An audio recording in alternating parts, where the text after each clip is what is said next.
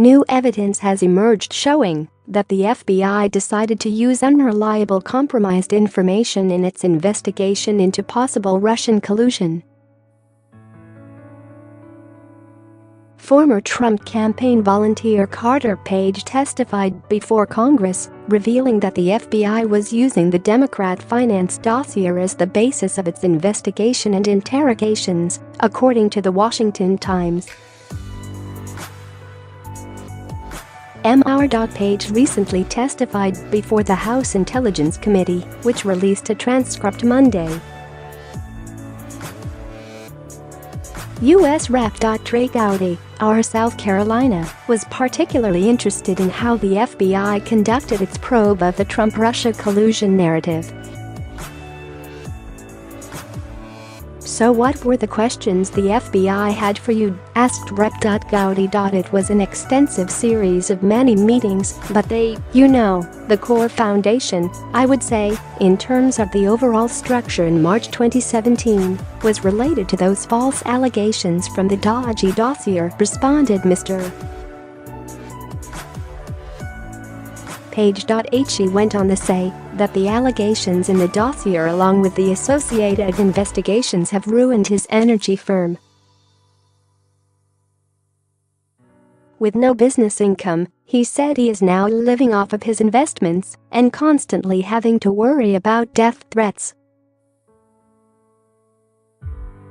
"There are no sources of income right now. I'm burning through savings right now," he lamented. Having worked and lived in Moscow in the early 2000s as a Merrill Lynch banker, Carter Page was one of the primary targets in the dossier, besides Mr.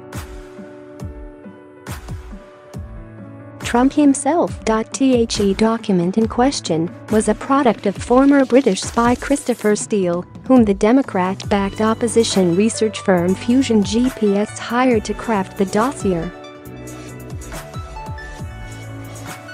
Considering Steele's connections within the intelligence community, including a respected history with various U.S. agencies, the firm felt that Steele would be ideally suited to this line of work.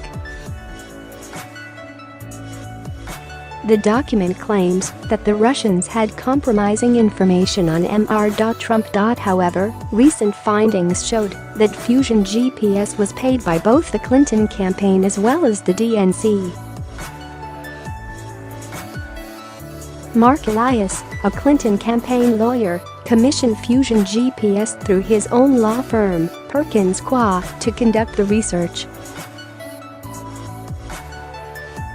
He receiving $5.6 million and $3.6 million in legal compensation from the Clinton campaign and the DNC respectively, as reported by Fox News. The British spy accused Page of several felonies, including meeting with Russian officials, promising to end U.S. sanctions against Russia in exchange for a brokerage commission. He also claimed that Page worked with Paul Manafort to hack computers belonging to the Democrat Party. The Trump campaign volunteer denies all the charges, adding that he has never met Mr. Manafort. When asked if all the FBI questions were related to the dossier, Page responded, "Not all of them, but I would say that was a central foundation, and again, it would sort of branch out from there." Not every word in that about me is completely false. The core allegations of that document were certainly all false, Mr. Page said. He has filed libel lawsuits against Yahoo News and Huffington Post for repeating Mr. Steele's allegations. Any pain I've been through in this committee is minuscule compared to the dodgy dossier inflicted destruction of my life, he said. The fact that the FBI felt this document was a trustworthy source on which to base their investigations is a worrisome sign. Considering the other scandals that have plagued the Bureau's leadership, it's not surprising that President Trump fired FBI Director Comey when he did. The FBI based their investigation into Trump on the dossier that has proven to be full of erroneous information. Should the investigation end?